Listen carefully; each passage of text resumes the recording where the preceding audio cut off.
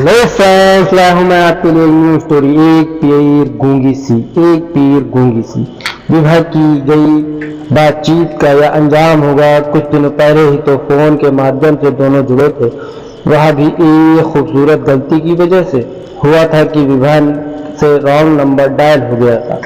उसे तुरंत फोन भी कट कर दिया, पर थोड़ी ही देर बाद उसे कॉल बैक आया।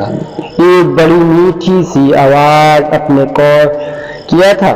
उसने कहा नहीं, तो दूसरी तरफ से फिर वही सवाल बड़ी शालीनता के साथ, मेरे पास आपका कॉल आया हुआ है। विभा ने कहा हो सकता है शायद गलती से, तभी दूसरी ओर से आवाज आई, कोई बात नहीं, वैसे मुझे पुनीत कहते हैं, और अगर यह गलती से हुआ है तो मैं चाहता हूं कि यह गलती बार बार हो।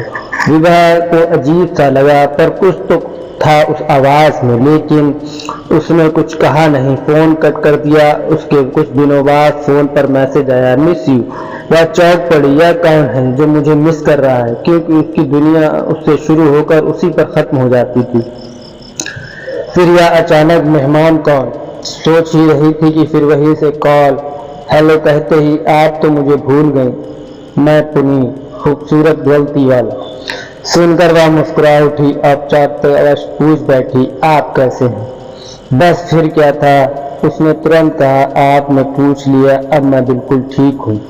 मैंने कहा क्या। वह तुरंत कह उठा, सच में मैंने जब से आपकी फोटो देखी है तभी से आपको चाहने लगा हूँ। मैं समझ गई, मैंने कुछ नहीं कहा। तभी वह कह उठा, आई लाइक यू। सुनते ही दिल धड़क भी गया और घबरा भी। मैंने तुरंत फोन डिस्कनेक्ट कर दिया। भरी ठंड के बावजूद मेरे चेहरे पर पसीने की बूंदें चमक उठी। कितनी ही देर तक मैं उस आवाज को अपने इर्द गिर्द महसूस करती रही। 4-5 दिन इसी तरह बीत गए। मुझे न जाने क्या उसके कॉल का इंतजार रहने लगा। छठे दिन फिर अचानक वही कॉल आया, और तब पहली बार मैंने उसकी आवाज की कशिश को महसूस किया। हम काफी देर तक बात करते रहे। अब तो यह हर रोज का क्रम हो गया। उसकी बातों से मेरे अकेलेपन भरने लगा, उसकी झूठी सच्ची तारीफें मुझे भाने लगी, उसका बेहद और मेरा हंस में रहना उसे बहुत भाने लगा। और फिर एक दिन उसने कह दिया, आई लव यू। मैं हिल गई। यह शब्द नहीं बल्कि एहसास था जो उसने बातों में पिरोकर मुझे से बांटा। मैंने फोन कट कर दिया। फिर बार बार उसका कॉल आने लगा। मुझे लगा चलो एक बार जवाब दे ही देती हूँ। फोन उठाकर कहा, ये क्या मजाक है, तुम्हें पता है ना मैं तुमसे कितनी बड़ी हूँ। उसने कहा, कोई फर्क नहीं पड़ता, पर मुझे पड़ता है, सख्ती से। यह कहकर मैंने फोन कट कर दिया। कहने को तो कह दिया मैंने, पर खुद को बहलाना इतना आसान कहाँ था। जिससे सुकून था, बेचैनी भी उसी से थी। ऐसी व्यवस्था मैंने पहली बार महसूस की थी। एक पीर जो गूंगी थी, पर मेरे हर हिस्से से गूंज रही थी। पर 5-6 दिन था मैं यूं ही बैठी थी, तभी डोरबेल बजी। दरवाजा खोला, देखा तो कोरियर से गुलदस्ता आया था। नीचे एक कार्ड था जिसमें लिखा था, आपको देखकर यह फील भी महक उठेंगे।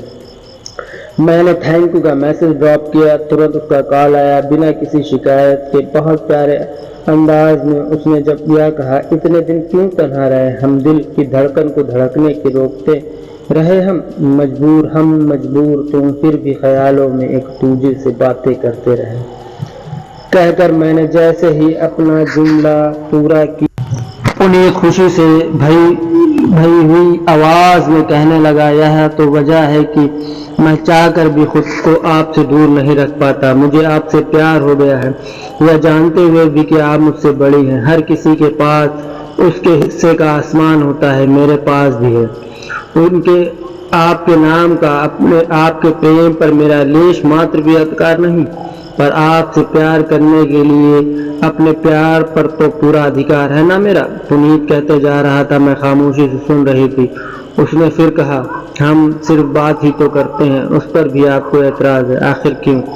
उसकी इस आखिर क्यों का मेरे पास कोई जवाब नहीं था, पर मैं समझ गई थी कि उसकी भावुकता कभी भी कोई गलत कदम उठा सकती है।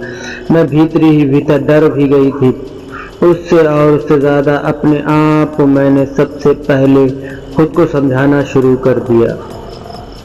कदम से तो नहीं पर धीरे धीरे एकदम से तो नहीं पर धीरे धीरे मैं उससे इस भ्रम जाल से बाहर निकाल दूंगी, मुझे पूरा विश्वास था खुद पर और मैंने वही किया। मैं नहीं जानती मैंने अच्छा किया या बुरा, पर मुझे जो सही लगा मैंने वही किया।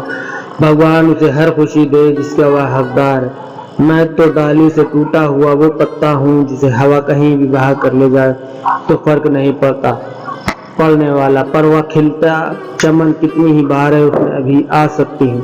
बस यही सोच आया तो रॉन्ग नंबर कहकर कर दिया। हम दोनों एक दूसरे को इतने अच्छे से समझने लगे थे कि वह समझ गया और मैं अपनी गूंगी पीर के साथ नीर बहाते हुए फिर उसी अकेलेपन की दुनिया में लौट आई। यादों के दरवाजे पर बेरुखी और खामोशी का मजबूत सा ताला लगाकर उसकी चाबी हमेशा के लिए कहीं दूर फेंक दी, ये कहते हुए कि कभी पढ़ सको तो पढ़ लेना वह अल्फाज जो मेरी आंखों से जुबान तक उतरे ही नहीं। दोस्तों, अगर मेरी ये कहानी अच्छी लगे तो please like subscribe my channel.